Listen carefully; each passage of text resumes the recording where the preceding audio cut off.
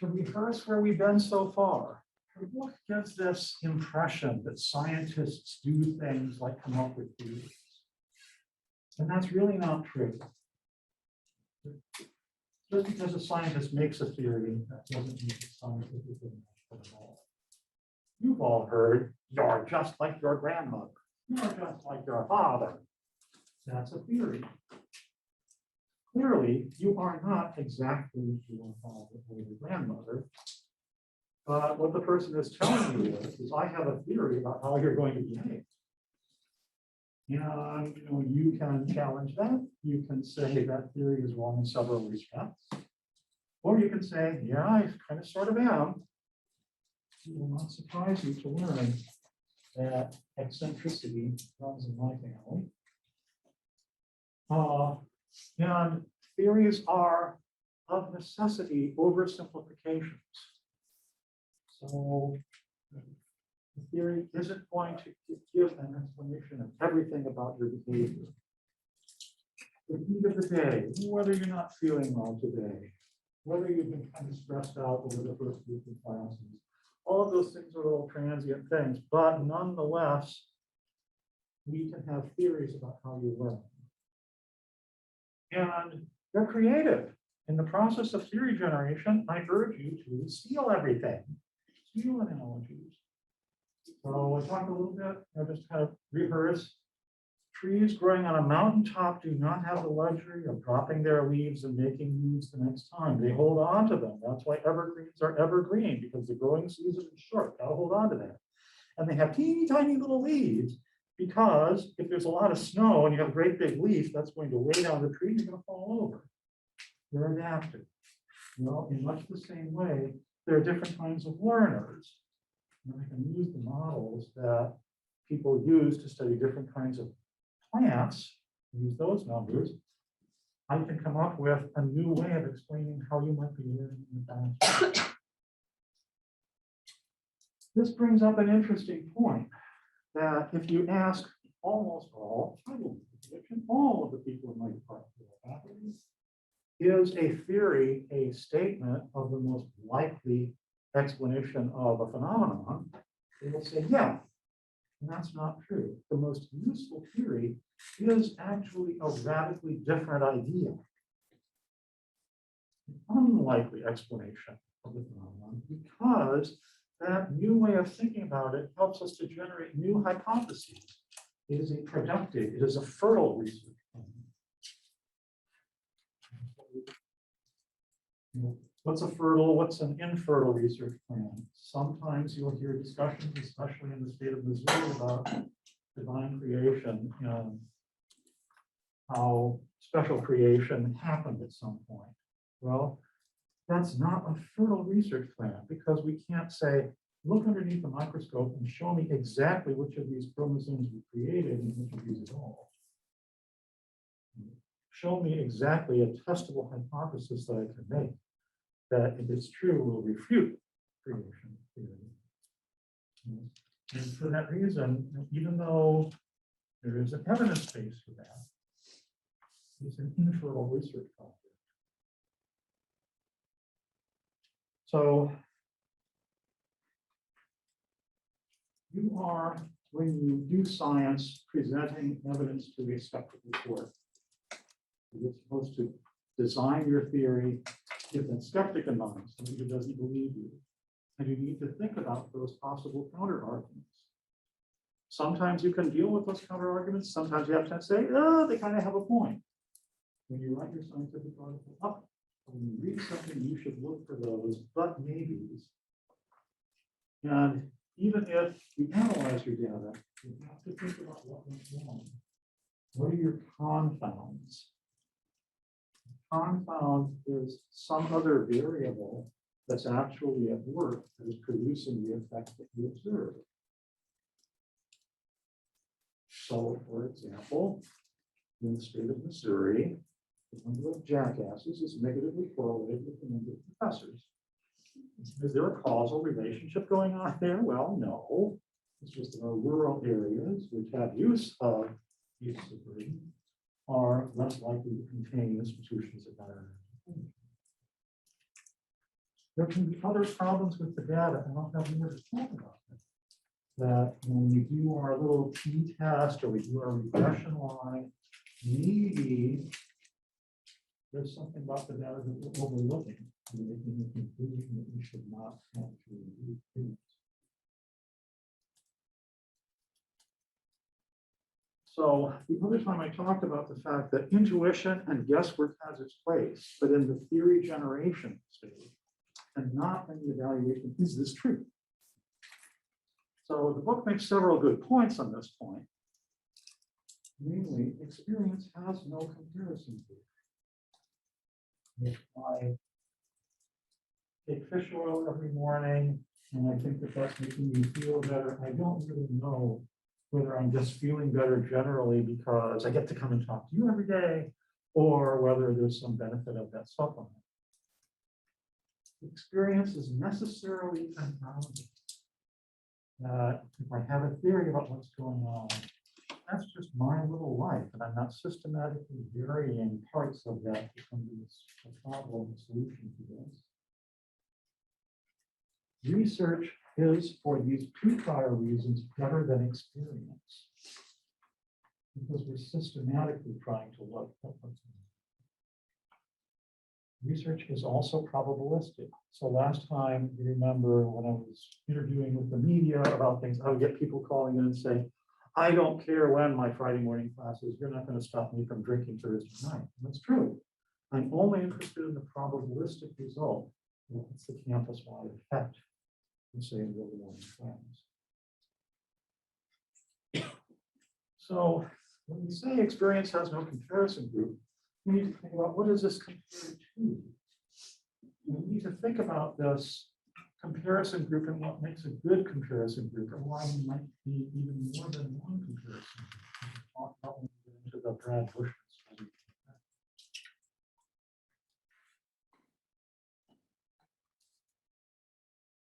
Confounds,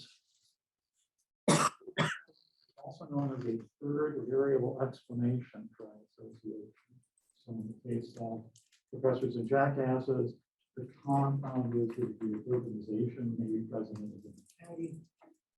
If you're also thinking about confounds, it's in, you might think about other variables that are out there that are actually doing the association. And I'll talk about a possible confound with the Bushman study that we'll get to on direction.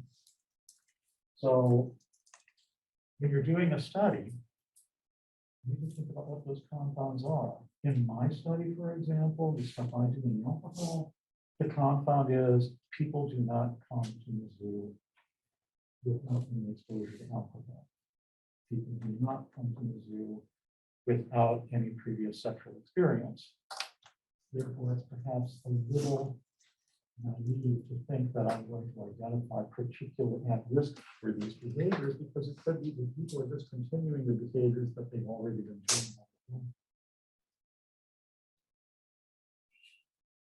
So here's Brad's study of catharsis and aggression. And it's worth noting that when I interviewed for this position in 1989, Brad Bushman was a graduate student. His degree was in statistics and psychology. He was also a TA over in staff. So what went on here? People were told to write an essay, and then it was given to Steve to provide feedback. And Steve was not your random student. Steve was a Confederate. That is, he's somebody who was actually working for the study. And Steve was instructed or performed the task of being very critical and negative and said, this is the worst essay I've ever seen. This is really stupid. And our thinking was, of this study, was to then have people sit quietly, or sit quietly with a punching bag and then told to punch it, or have a punching bag with a picture of Steve's face on it.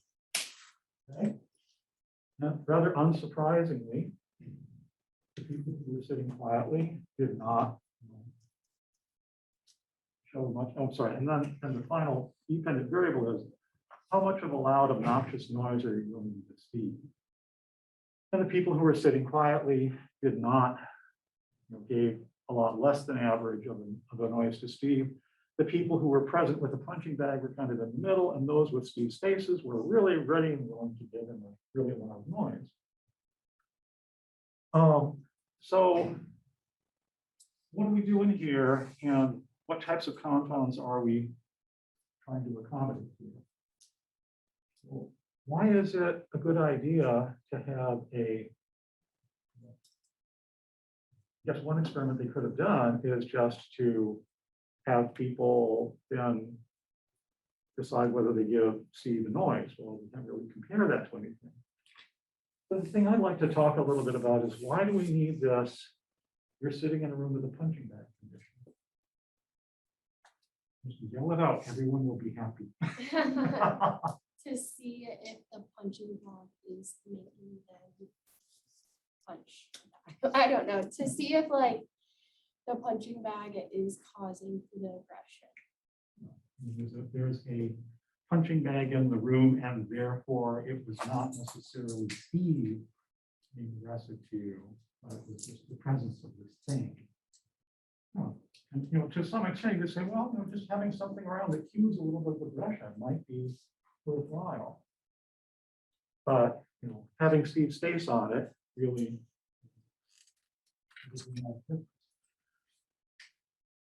So as you're looking at this study, then, do you buy this? This is not in the book. This is just me sort of, if I was in office hours with you, psychology building, not McAllister. But if we're talking about this particular study, I got beautiful results here. Should I be a little cautious about what I'm doing? Yes, I see head nods. How come? Yeah, but how could we be skeptical about this?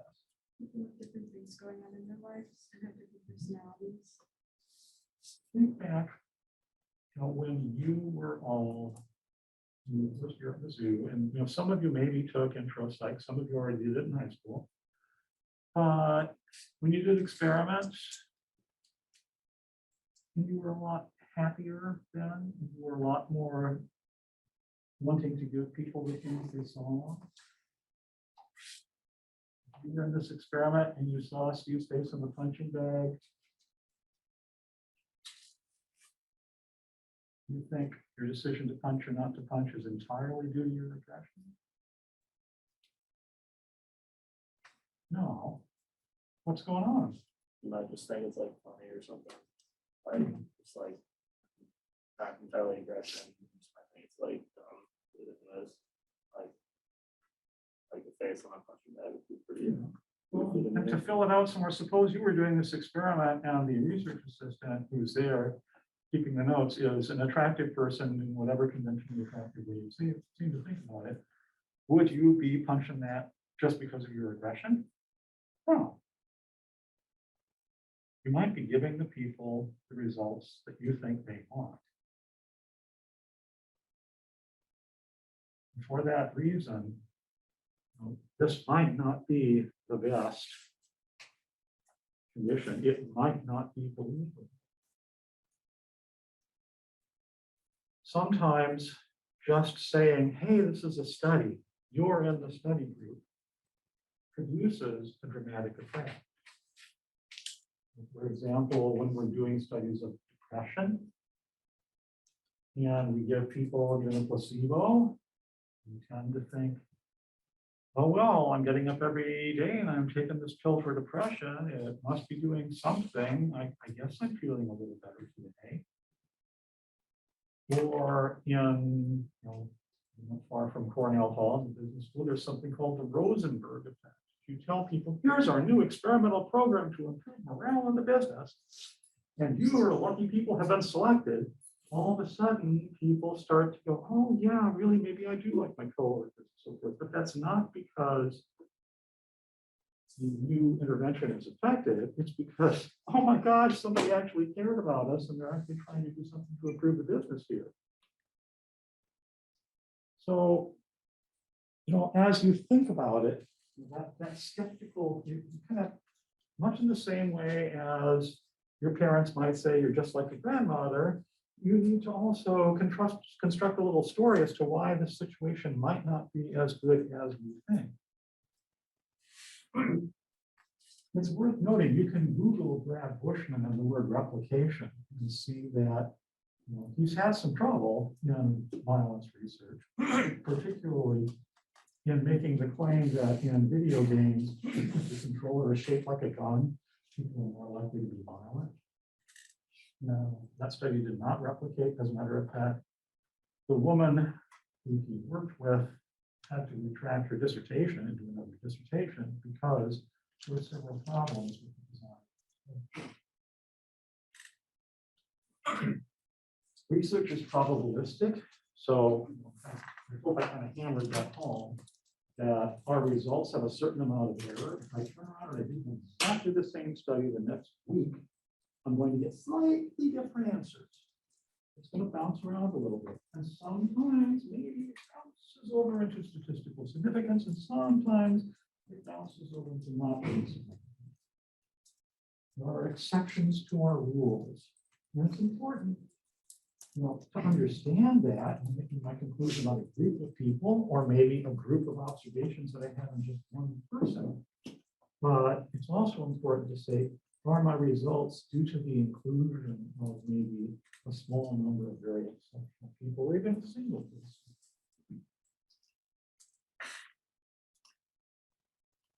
So let's talk a little bit about ways in which your intuition is biased. And to think about the intuitive thinker now at this stage of making a conclusion versus a scientific reason. Let's talk about how the intuition gets to be biased. So here are the ways that the book is laid out. There are 5 of them. So in terms of studying for the test, these are the things that we want to take a look at. Being swayed by a good story. So, for example, I am still of 2 minds, even though I practice mindfulness, as to whether mindfulness works, because it's a really good story. Sitting down and taking some nice deep breaths and imagining myself calm, I just think, oh, wouldn't that be nice? And I would be happier, I would be more productive in my work. But it's also a very good story. And the other possibility is being persuaded by what reason comes to mind. So I've got slides on each of these later, but I'll tell you some stories that might help in that regard.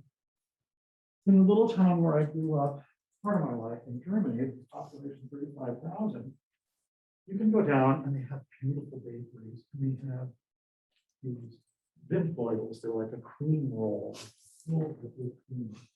And you can buy it and you can walk on the streets. And as you walk by enjoying it, people will say, "Schmeckt's, does it taste good?"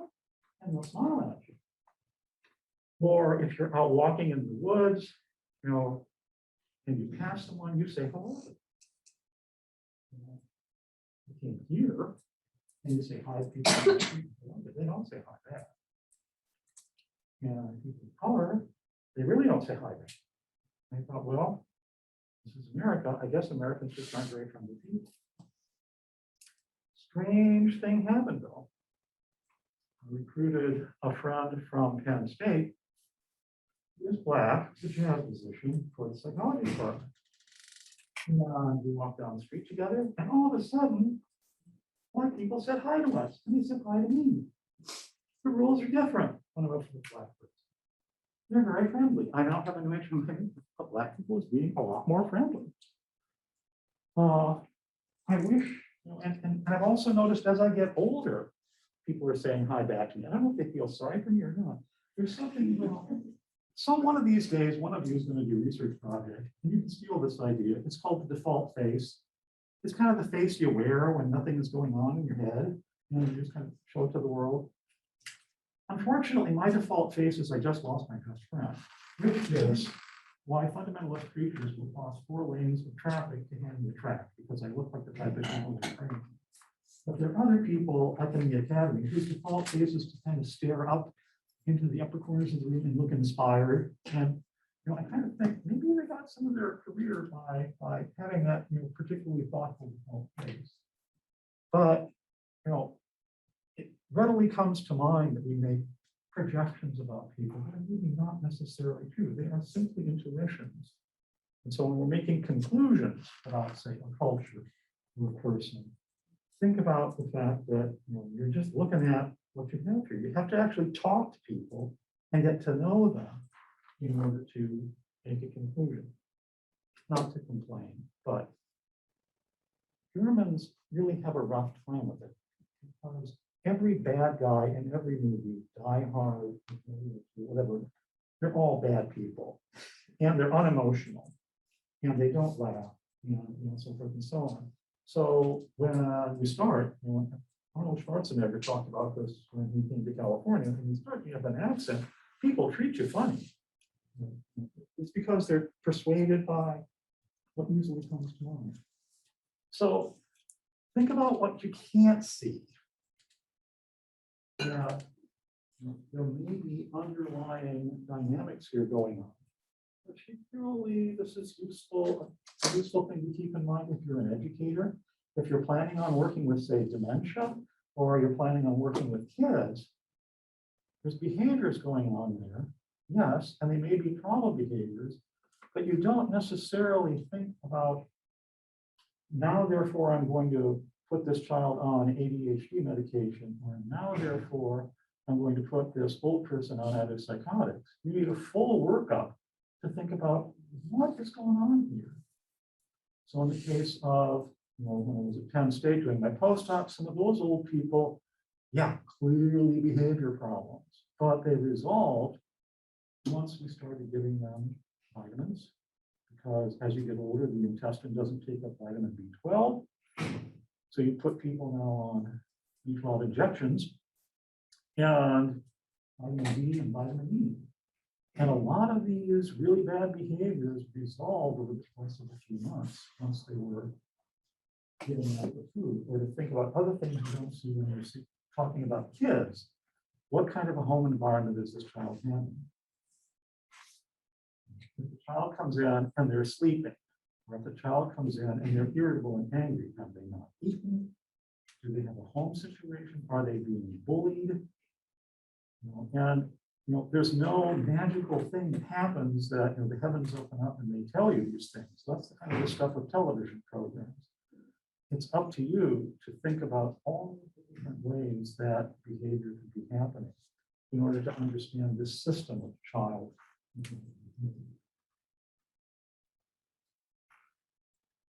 Focusing on evidence we like the best, University of Google comes to mind. So on this instrument that I did last year with a psychology major about how you use the internet, I said, well, when you want to think about something or research it, what do you do? A lot of them say, well, I look and see if there are websites that agree with my thinking. And then I believe them. And that's the end of it. Well, that's not going to help you very much, especially in this age of when anybody with a Google group, a Google ID can make their own web page and post all kinds of silly things. And there's there's almost no control over what you post on YouTube. And finally, being biased about being biased. That's it's kind of a fun thing to include. Oh, gee, I'm not biased. How could I ever be biased? I'm not like all these other people out there who make conclusions about it. It all you.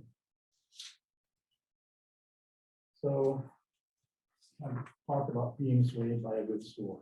It's a nice name here. Here's an example of the availability heuristic. So if you're looking at this, if you look at it quickly, it's kind of in the book. What do you see here? More red, more yellow, more blue. Well, you kind of look at this, actually there's more blue than other things. Because the background is blue, we tend to not see those things. These other colors, if you perceive it, or we say vary in brightness, are our availability heuristic for perception. Maybe we're just not seeing the forest for the trees.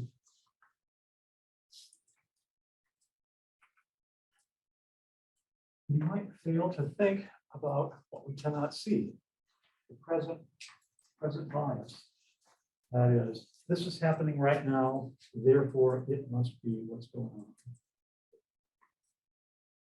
It's the most available explanation that I have to myself. And this is hard to do. If you become a teacher, especially if you're doing little kids, it's really easy. You have to make lots of judgments quickly on the fly. Your explanation could be what you see in the moment. And what I tell elementary teachers is after the day is done and you're exhausted, maybe it's helpful to unwind with me in the faculty lounge and a cup of coffee. But use that time to think about what went on. Maybe some of your kids are going to be problems, some of them are going to be delights, but what's going on in that? Do you necessarily have pets that are deserved, or do you have problem people? What could be going on? Step out of exactly what the heat of the moment is. Another word for focusing on the evidence we like is confirmation bias. Therefore, I'm looking at all the studies that I have here. The examples. I think there's a funny video about if Google was a person.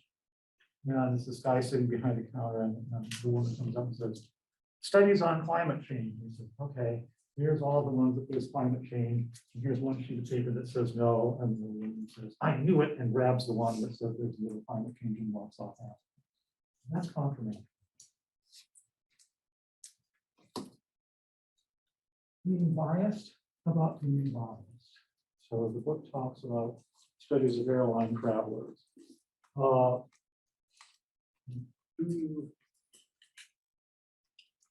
Often people who are poor drivers tend to think that they are not poor drivers, but they do know the fact that everybody else on the road seems to be a jerk. It's the rest of the people out there. I'm not open to these biases of perception. So, as you mentioned, you're interested in graduate school and clinical. Very frequently, people will say, like myself, why do you need to have an in-person interview? It's good to have come and see what the university is like and actually meet the people in the flesh, so to speak, and see what the lab is like. All great reasons to come and visit.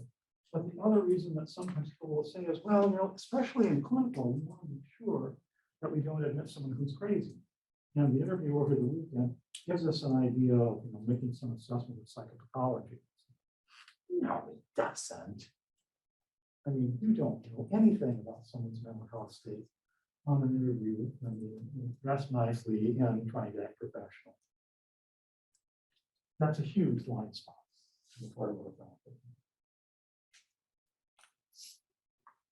So, as I talked about it, we make mistakes, we base on intuition, reasoning based on intuition rather than science.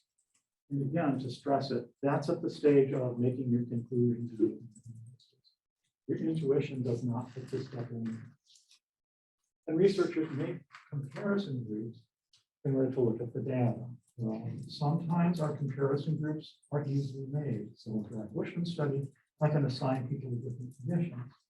Sometimes it's harder to have a comparison group. If I'm looking at problem behaviors in college, do I want to match on ACT scores and high school core GPAs and sex? Or how do I find a group of people? Because generally speaking, people differ. Men and women in problem behaviors. They can't just spend the proportion of men and women at the end of college is different from the proportion of men and women at the beginning of college. If I do my study, am I actually looking at differences that are there? Or are the differences that exist at the end of college more due to the fact that they're still at college after 4 or 5 or 6 years? Trusting authorities on the subject is another thing. You have to think about who your authorities are. And I do not remember who this person on the left is, but it's in the notes in the PowerPoint. This is a celebrity who says, you know, if we would just postpone vaccinations of children, we would have lower rates of autism. And the gentleman on the right is an expert in virology. He says, you know, actually getting vaccines into children is a good idea because it will reduce the incidence of these diseases. This has become really timely for us these days, having in the days of COVID, and who are we going to believe? Dr. Ruth Westheimer, for example, is still, I think, out there giving sex advice, right? What is Dr. Ruth's doctorate in? Do we know?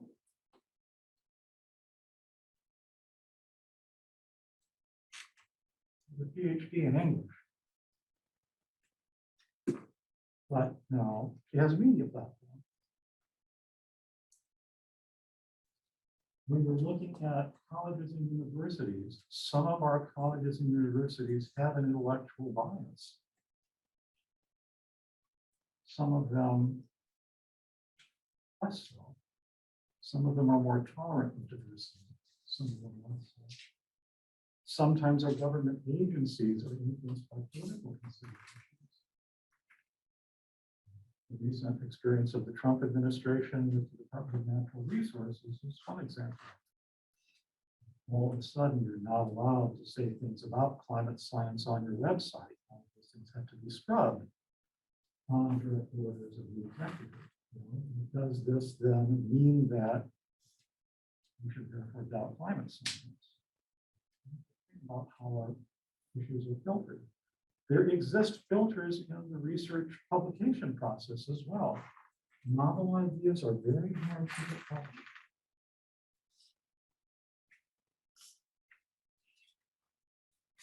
So,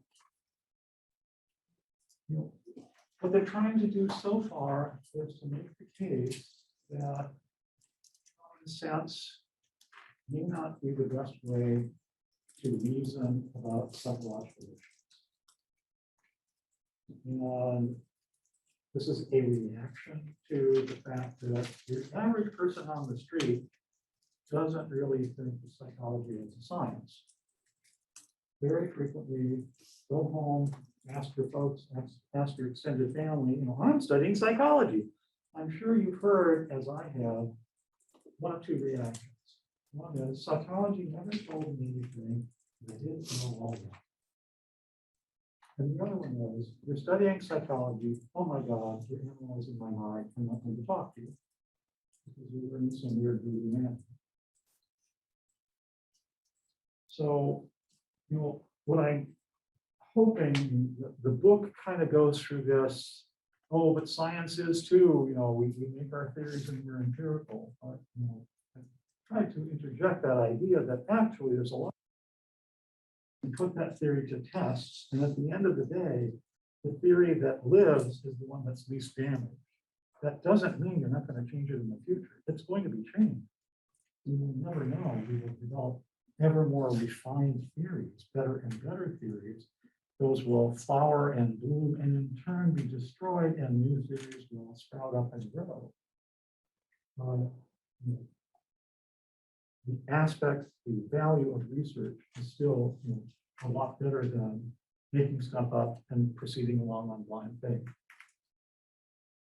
So we'll talk about different scientific sources and how to find them, and take a look at how you might want to look at research, because there's all kinds of different research out there. Some of it's like, here's a teeny tiny little study that does just one thing. And then there's other things that are, here's a survey of 60 or 70 articles. I wrote a chapter in a book, and this would kind of give you an overview. And as I mentioned before, scholarly research happens in a lot of other places, like archives or Google or YouTube. So this is out of the book, and I apologize, the text is not terribly great. But we have here, I have a belief system based on my experience. Well, hey, when you're doing that, you know, this is what my life has been like.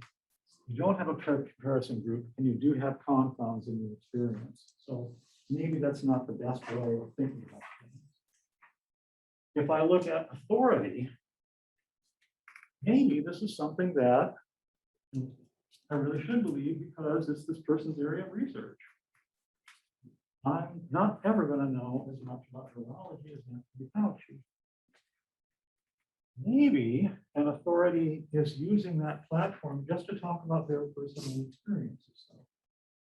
So you need to be careful about just accepting a conclusion. This is a real problem in the area of social media, that you'll see a bunch of articles and the leading expert says X, Y, Z, and you don't click on the story underneath, you go, oh, geez, this must be true. Maybe not.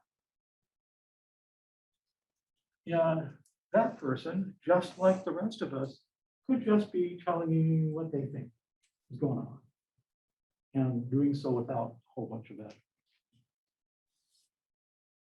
If it's my intuition, again, these other things could be at work here. It could be a good story, with present bias, confirmation bias, and maybe you might not even know that your intuition is operating in blind fashion.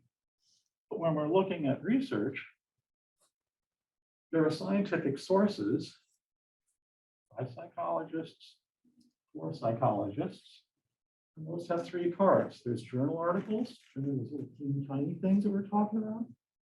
There's chapters in edited books where they come and they ask you, let's summarize what's going on. So, it's been a few years ago now, but I had this really weird invitation to go to Penn State to listen in on a conference on nonlinear dynamics, which is a whole bunch of freaky calculus and topology things. And they said, okay, well, we want you to write a chapter that summarizes it. That was hard work, but it was basically going through each of the chapters and trying to think, what are the common themes here? And what are the implications for doing research? So it's a survey. And sometimes people will write full-length books. I wrote one on structural equation modeling and factor analysis. There's other sources out there for research. That is, you can read trade books. That is a book on vaccines, a book on epidemiology.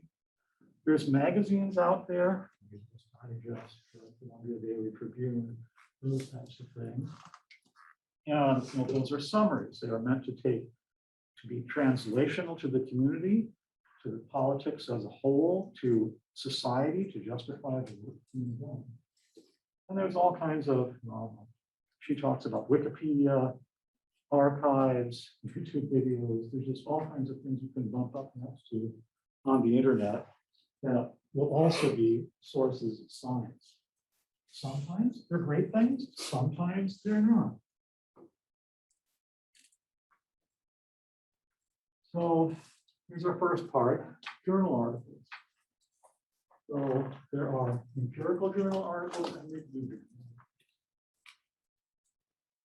For those of you interested in graduate school, when you write a dissertation, the second chapter is a review of the literature. Sometimes people will say, take that and write it up as a review piece. It surveys everything you kind of know in as short amount of time as possible. And there's a survey of a given problem area, impression in the classroom. Well, how students, how children form friendships or how they think about it. Empirical journal articles is just one study.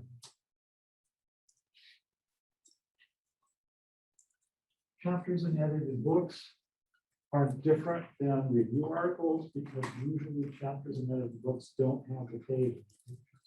So you can spend some time talking about the ins and outs of the work that's not there. And full-length books are exactly that. You can treat an entire area of chapters. And again, as I talked about before, that generally doesn't go through a review, a hostile review by a publisher.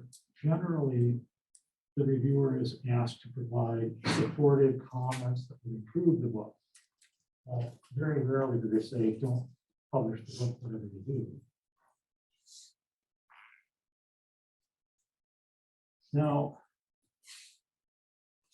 I don't know, I mean, they do a bit of a comment about using PsycInfo. It's available on the internet. You can go in to Ellis Library and get PsycInfo with articles. That'll give you full text access to articles. You can go in and type a few search keywords and find things there. Google Scholar is another product. Scopus is yet another product that we have here on campus. I know that the fall is a really busy time and you've been here several years, but if you haven't done so already, it's kind of worth your while to go to Ellis Library and get your orientation, because they'll provide you with information about these and other databases. And often what goes on when I have students do these types of searches is they type in a few words and then they say, well, here's what I was able to find. If you're using search engines, typing in a few words that are kind of on target is kind of the start. But after you have a few hits, look at your hits for some ideas on some other search terms, because you can very frequently refine your search. It occurs to me that maybe we haven't talked about how to use Google search. Have exactly a two-word phrase. To do a search and not include other words in the search. No. Yes. I think I'm looking a little bit of a slide just to kind of, here's other ways to do it.